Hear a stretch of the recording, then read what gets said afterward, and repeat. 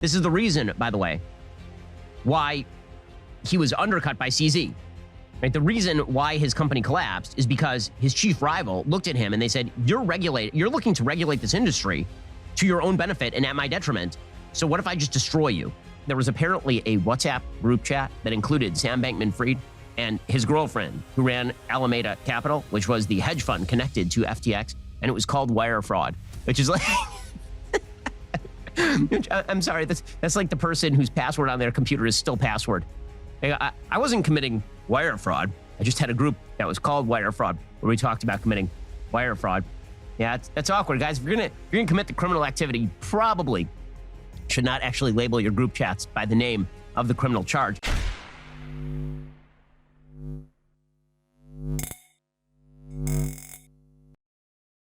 Hey guys, welcome back to Library of Wealth.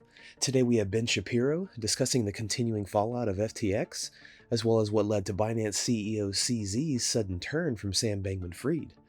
Shapiro discusses the fraudulent funds SBF acquired from users' accounts and how that was funneled into political donations, as well as real estate and other illegal investments that by definition constitutes fraud. Let's get right into the latest interview with Ben Shapiro as he gives his reaction to the crash in FTX, as well as how crypto regulation will play out and what we can expect heading into 2023. Don't forget to hit the like button and subscribe to the channel if you enjoy the content we do here. Let's get right into the video. FTX was the second largest crypto exchange in the world. It was basically built on sand. It did a good job of allowing people to exchange, buy, and sell crypto, but people were not taking their money out of crypto and then putting it in their crypto wallets. They're just leaving it in the exchange. They were letting it sit there on the exchange. And then Sam Bankman-Fried was apparently taking that money and handing it over to Alameda Capital, which was this associated hedge fund. Alameda Capital was using that money to buy up FTT, which was the cryptocurrency issued by FTX. So they were artificially inflating the price of FTT. And then Sam Bankman-Fried and company were taking their shares of FTT, this cryptocurrency, and they were borrowing against those in terms of real money. So it looks like money laundering. It looks like embezzlement. And then he was going around and doing like full New York Times deal book seminars with folks afterward. It's just amazing, the gall of Sam Bankman-Fried. It is also amazing that regulators had nothing to say about this until it all collapsed overnight, when the largest cryptocurrency exchange, which owned a large share of the second largest cryptocurrency exchange, basically spurred a run on the cryptocurrency exchange FTX, in which everybody said, I want my money out. And Sam Bankman-Fried was like, well, your money isn't here anymore. U.S. prosecutors on Tuesday charged FTX founder Sam Bankman-Fried with 8 counts of fraud and conspiracy in what they called the scheme to defraud his crypto exchange's customers and his hedge fund's lenders. The indictment was brought by the U.S. Attorney's Office for the Southern District of New York and accuses him of misappropriating FTX.com customers' deposits and using those to pay expenses and debts of Alameda Research, his crypto hedge fund. Bankman-Fried is charged as well with defrauding the United States and violating campaign finance rules for conspiring with others to make illegal political contributions. Hilariously, they tried to have him bailed out, and bail was refused, which makes sense because there's a lot of rumors that he was actually going to flee the Bahamas. Right now, he's being held in the Bahamas. His lawyer actually attempted to get the judge to allow bail by arguing that Bankman-Fried had ADHD and was on a vegan diet.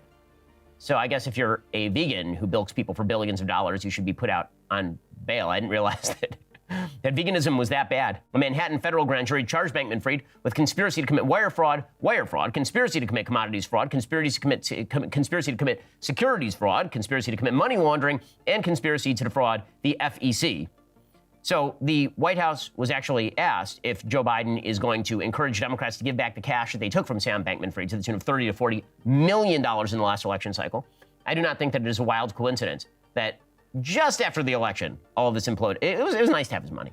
And then just after the election, it's like, oh, he's a bad guy. Meanwhile, again, it is an amazing thing that Sam Bankman-Fried got as far as he got, considering that the thing was essentially an empty vessel from the very beginning. FTX's CEO, John Ray, said, yeah, we don't even have records over here. We don't even keep records. He said this in congressional testimony. Mr. Ray, you have compared FTX as worse than Enron. Can you please elaborate on some of the specific ways FTX is worse than one of the largest corporate frauds in history?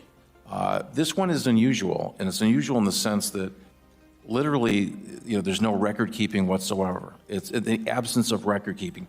Employees would communicate, invoicing and expenses on Slack, which is, essentially a way of communicating for chat rooms.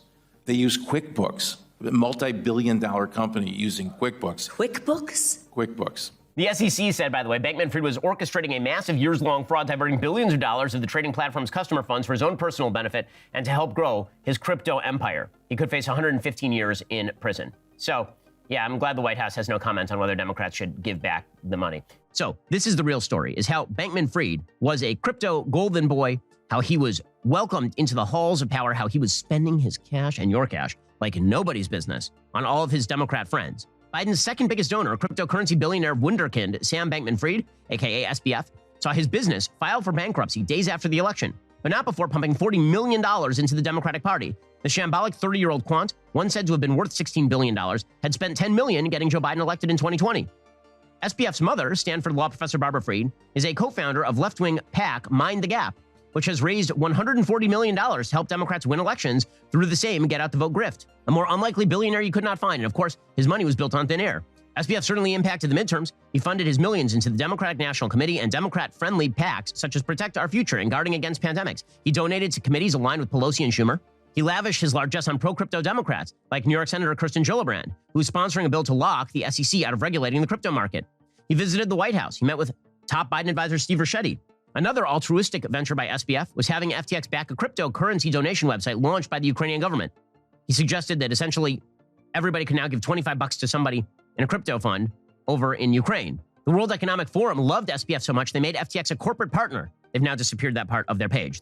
And this is the part of the story where you get into the corporatism. So Bankman-Fried had made friends with all of the best people in Democratic politics. He was taking all of the money that he'd been given and he was tossing it back at Democratic politicians. And then he was drawing up regulation that was very friendly to him. This is the reason, by the way, why he was undercut by CZ. Right? The reason why his company collapsed is because his chief rival looked at him and they said, you're looking to regulate this industry to your own benefit and at my detriment.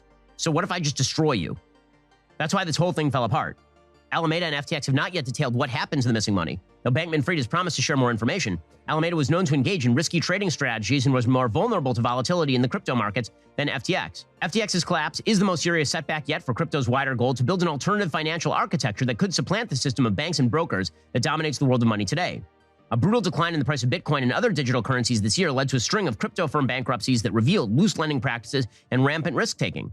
FTX, which advertised sophisticated risk management capabilities and gained a rapid following, was viewed as a stabilizing force. Bankman-Fried was seen as a guy who was bailing out. He was like JP Morgan, is what Jim Cramer over at CNBC said. Oh, he's like JP, he's bailing out Bitcoin when it starts to fail, except that what he was actually doing was faking his growth. The money that was taken from users' accounts at FTX and used as donations can be undone within a certain period of time.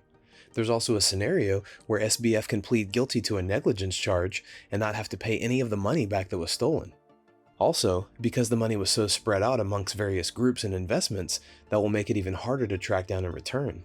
Because so much money was funneled through influencers, celebrities, politicians, and government, it adds that much more insult to the people whose money was taken. With Sam Bankman-Fried, there appeared to be an image of a wealthy CEO, but was propped up on opaque companies and inflated assets that only carried the appearance of value. Nonetheless, SBF will have his hands full as judicial and regulatory bodies are now being formed to bring forth justice so that this level of fraud will be much harder to achieve in the market again. What do you guys think about the latest interview with Ben Shapiro and his take on the fallout of FTX and where the market is headed next? Comment down below. Don't forget to like and subscribe. This is Library of Wealth. We'll see you in the next video.